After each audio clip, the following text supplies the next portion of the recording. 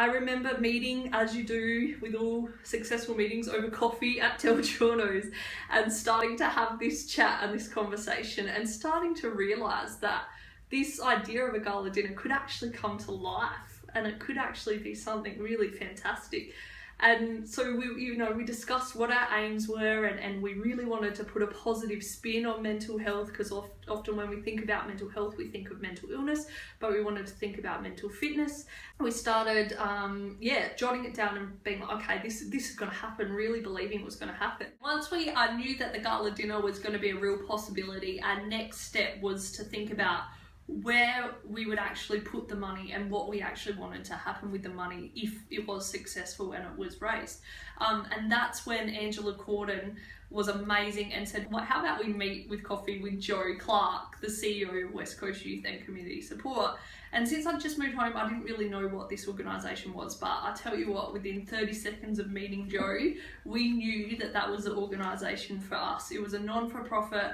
They supported young people and the communities and their families. They struggled with funding. They were on the ground doing the programs, and just Joe's passion and enthusiasm to jump on board and give us a go was what sold us. So all of a sudden we had our NGO, we had where the money was going to go, and the next thing was, what were we going to do with this money? And what we really wanted to do was to be able to deliver a program in the surrounding districts. So I was from Cummins, so Cummins, Penny was originally from Tumby Bay, and also in Port Lincoln as well. And so we started developing this idea of a community mental wellbeing program.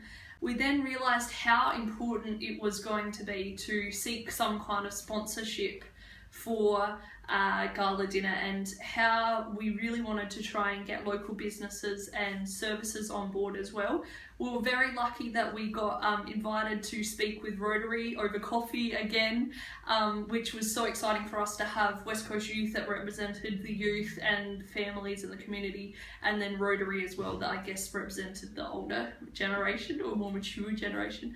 And we got to sit down and chat with them, and the newly elected president, Adrian Glover, had just decided that they wanted to put mental health on their agenda as well. So within a half-hour meeting with them, telling them our vision, bang, we had like Rotary on board as well, and they were going to help with the manpower for setting up and packing up, but they also donated money towards getting the band over from Adelaide, and they guaranteed that they would buy tables on the night to help us get seats and to help encourage other people to join as well. So we had Rotary as well. Then we were really lucky that we got invited along to a community joint partnership Bendigo Bank meeting. We knew that Bendigo Bank would be fantastic to get involved in terms of sponsorship, because they had a branch in Cummins, Tumby Bay and Port Lincoln where we wanted to deliver the course. We also knew that they're fantastic at putting grants back into the community, and we knew that they were really supportive of community initiatives and people giving back to the community. So we presented at a Bendigo Bank meeting, and they were amazed. Like, the minute we started talking about mental fitness and what we were going to do, they as well can put up their hand and said, yeah, we would love to be involved. And between the Cummins Bendigo Bank and the Port Lincoln Bendigo Bank, they donated $5,000, which I think when you're an event organiser, you can understand how amazing that was for us, because it meant even if the gala dinner was a flop, that we still had that $5,000 that they committed towards running the Eyre Peninsula Mental Wellbeing Program, which meant that even if we didn't sell enough tickets, we could go and deliver a course with a counsellor in Cummins, Tumby and Port Lincoln. So all of a sudden we had Bendigo Bank on board. So we had a business, an NGO, consumers, and you can see the services starting to build. But we really, really wanted still to get some more local services involved. That's where we sent out an email to all the local services in Port Lincoln involved in mental health to see who would like to be involved in some way, shape or form in the event. And we were amazed by the response. We had Medicare Local jump on board straight away and say, yep, we will definitely book a table and we will donate some money and we'll have our banner bug there and we will provide brochures and things on the night so people can take home.